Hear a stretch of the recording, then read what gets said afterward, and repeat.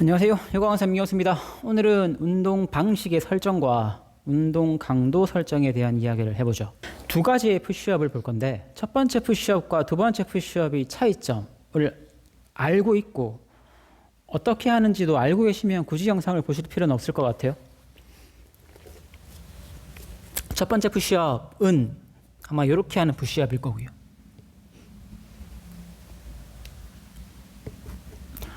두 번째 푸시업은 스트레이트 바디 푸시업.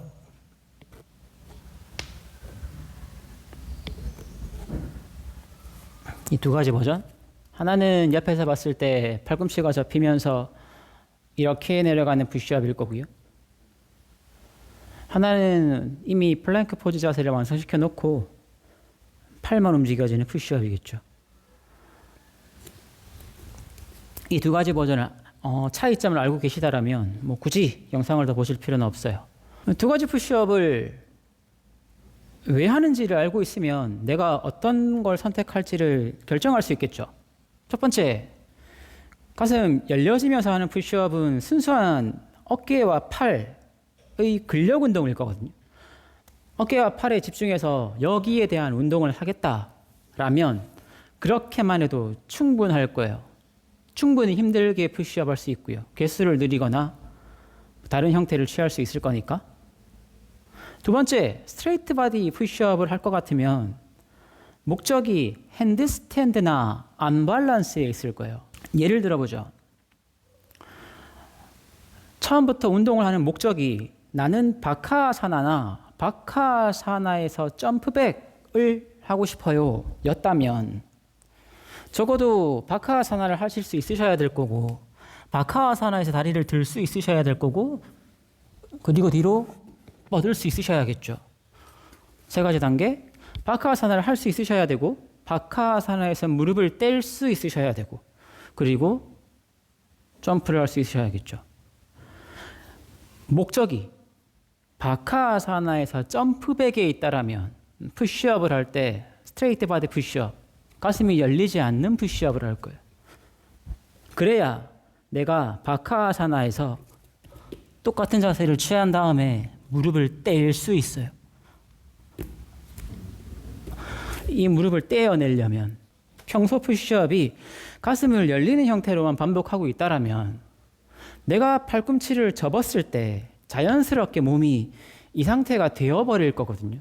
늘 항상 팔꿈치를 접었을 때 몸은 이 형태였으니까 그러면 언밸런스 계열 바카아사나를 해도 이 상태가 아니라 어느 정도는 이렇게가 있을 거예요. 그러면 이제 무릎을 뗄 수 있는 방법이 없어요. 바카아사나까지는 어떻게 할 수 있었는데 여기에 팔꿈치 위에 실려 있는 무릎을 떼려면 코어를 조여서 말아야 무릎을 들 수 있을 건데 이 형태로는 답이 없단 말이죠. 정리해보죠. 푸시업에서 가슴을 여는 푸시업이 충분히 운동은 될 수 있어요. 내가 팔과 어깨를 운동하는 게 목적이다. 그런데 내가 언밸런스나 핸드스탠드를 목적으로 푸시업을 한다라면 가슴이 열리는 푸시업보다는 가슴을 닫고 하는 스트레이트 바디 푸시업, 할로우 바디 푸시업이 훨씬 더 효율적일 거예요. 목적이 다르다라는 얘기죠. 다른 예, 푸시업 말고 푸시업이 팔과 어깨에 대한 예라면 다른 예를 한번 들어보죠. 일반 수업에서 런지 같은 거 시키면 정식으로 배우지 않는 분들은 아마 이렇게 할 확률이 크거든요. 런지. 앞에 있는 발을 조금은 덜 쓰고 뒤에 있는 발의 무게를 어느 정도 기대어서 그러면 무릎을 접을 수는 있으니까 이렇게 하게 될 거예요. 그러면 제가 가지는 생각에서 이 런지 다음의 형태는 한 발로 하는 런지나 스쿼트일 거거든요. 한 발로 하는 런지나 한 발로 하는 스쿼트일 거예요. 두 발로 하는 런지에서 과연 앞에 발을 쓸 건가 뒤에 발을 쓸 건가를 판단하실 수 있으셔야 되고 뒤에 발 무릎을 터치할 때 뒤에 발이 기대면서 가는 형태를 취할 건가? 아니면 앞에 발에 힘을 써서 앞에 발로 내려가는 형태를 취할 건가? 도 결정하실 수 있으셔야겠죠. 그러면 런지를 할 때 내가 어떤 목적을 가지고 하느냐를 먼저 정하실 수 있으셔야, 제 기준에서는 보통의 경우는 앞에 발을 얼마만큼 잘 쓸 수 있냐, 그죠? 앞에 발. 앞에 있는 발을 쓸 수 있어야, 그래야 한 발로 앉을 수 있을 거고, 조금 더 앉으면 한 발로 깊게 앉을 수 있을 거고, 서는 것까지 가능할 테니까 조금은 더 일반론적인 얘기를 해보죠. 걷기가 운동이 될 수 있어요. 저는 될 수 있다라고 봐요. 다만 걷기를 운동으로 하려면 충분히 걸으면서 내 다리와 코어를 쓸 수 있는 상태로 걸어야 운동이 돼요. 그냥 많이 걷기, 하루에 10,000보, 20,000보 양을 채워온다라고 해서 되는 게 아니라 걸음걸음마다 내가 걸을 때 필요한 근육들을 사용할 수 있냐 없냐로 결정이 되는데, 걷기로 그렇게 걸으려면 힘들다라기보다는 어렵다라고 생각해요. 운동으로 걸으려면 어려워요. 그래서 이 어려운 걸 조금 더 쉽게 바꾼 게 계단 오르기죠. 계단을 오르면 내가 조금은 신경을 덜 써도 내가 올라가는 근육들을 안 쓰면 못 올라가니까. 그래서 걷기보단 계단 오르기가 조금은 더 쉽지만 조금은 더 힘들게 운동이 될 거고요. 걷기보단. 계단 오르기가 어느 정도 된다라고 치면 계단 오르기보단 밖에 나가서 뛰는 슬로우 조깅이 조금은 더 심폐지구력을 키울 수 있을 거예요. 계단을 오르면서 숨이 차는 것보단 밖에서 느리지만 뛰는 게 조금은 더 숨이 찰 거니까. 슬로우 조깅만으로 충분한가? 슬로우 조깅을 내가 충분히 잘 소화할 수 있으면 그냥 일반적인 생각하는 러닝이나 조깅을 하면 훨씬 더 도움되겠죠. 걷기가 운동이 되냐? 될 수도 있고 안 될 수도 있고요. 러닝이 충분히 좋냐? 이거를 내가 소화할 수도 있고 안 할 수도 있어요. 못 할 수도 있어요. 이런 것들을 구분하실 수 있으셔야 되고, 무엇보다 내가 걷기를 왜 하지? 러닝을 왜 하지?에 대한 목적을 어느 정도는 명확하게 인지하실 수 있으셔야 되고요.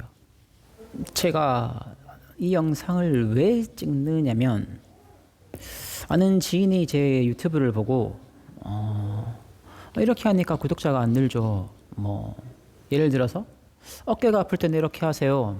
허리가 아플 때는 이렇게 하세요. 이렇게 조금은 더 직관적으로 영상을 찍어야 사람들이 검색이 더 쉽지 않겠어요?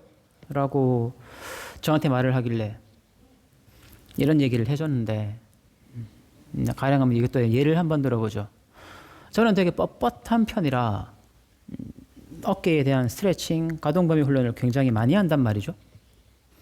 그래서 어깨가 좀 불편할 때 스트레칭이랑 가동범위 훈련을 하는데 저한테는 효과가 있겠죠, 그게? 반면 조금 유연한 분이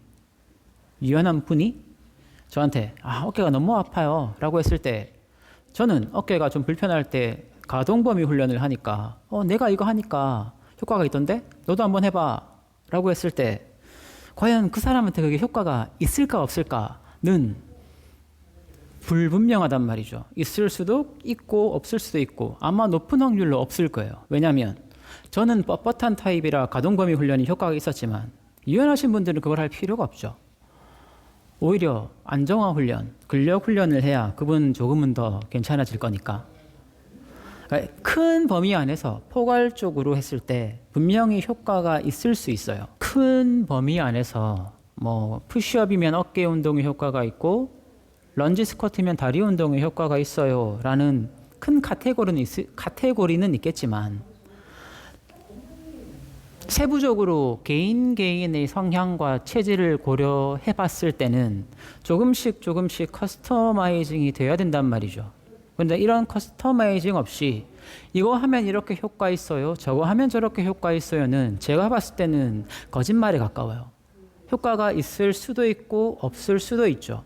그래서 그런 식으로 영상을 저는 못 만들어요.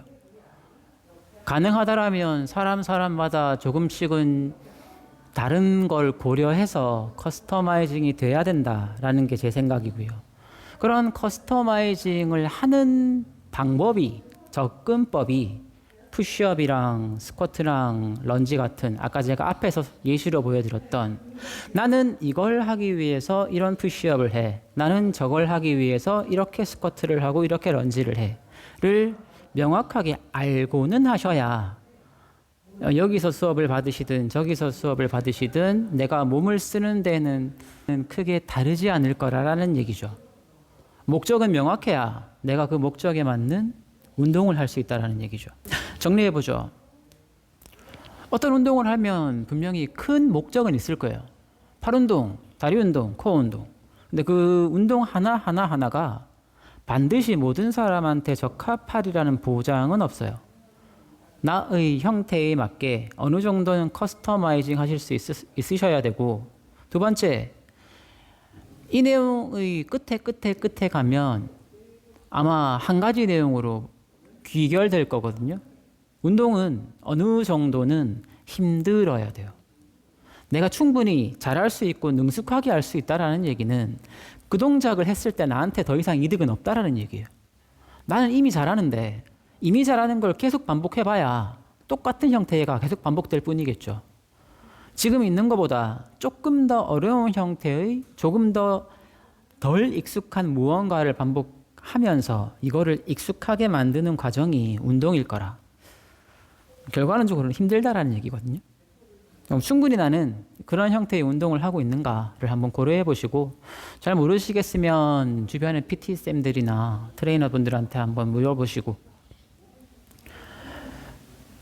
꼭 한 번은 생각해 볼 문제라서 영상을 찍게 되었고요.